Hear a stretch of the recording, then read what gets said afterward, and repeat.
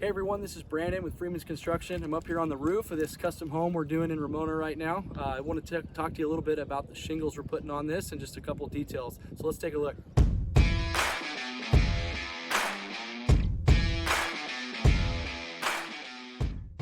All right, so we're up here on the roof. The roofers are making really good progress. The shingle we're using on this home is an Owens Corning shingle. It's a TruDefinition Duration Max. So what that means is this shingle is about twice as thick as the traditional shingle. And what that does is it just gives it a lot more texture and body than to look like you're just a traditional shake roof.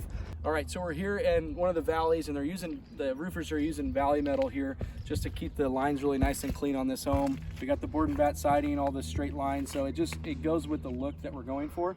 But one of the details here I wanted to show you that really it's just kind of a above and beyond thing. It's fine if you don't do it, but it looks a lot better if you do, is when you start getting in a valley here, you have shingle on top of shingle on top of shingle. And with these thicker shingles, what you can run into is a big hump here when you're waterproofing this. So as you can see, we have a shingle that's running parallel to the valley metal.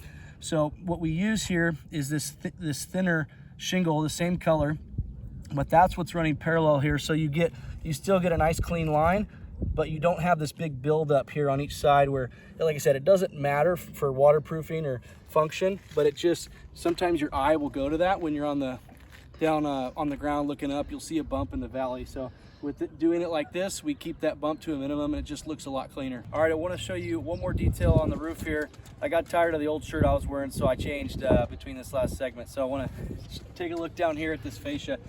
If you see here, we have a gap between the shingles and the fascia. So when this house is getting framed, we leave about an inch here between the roof sheathing and the fascia. So the reason for that is, the first reason is to create space for the shingle so the roofer can get in here and properly roof this.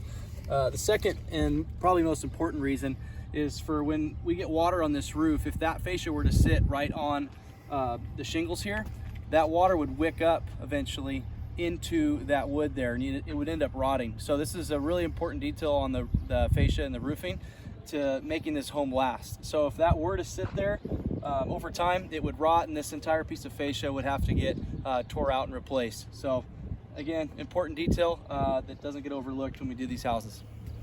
Thanks for watching. Hope you learned something new about the shingles that are going on this roof. We're making really good progress. Probably got another day and a half. You guys will be done.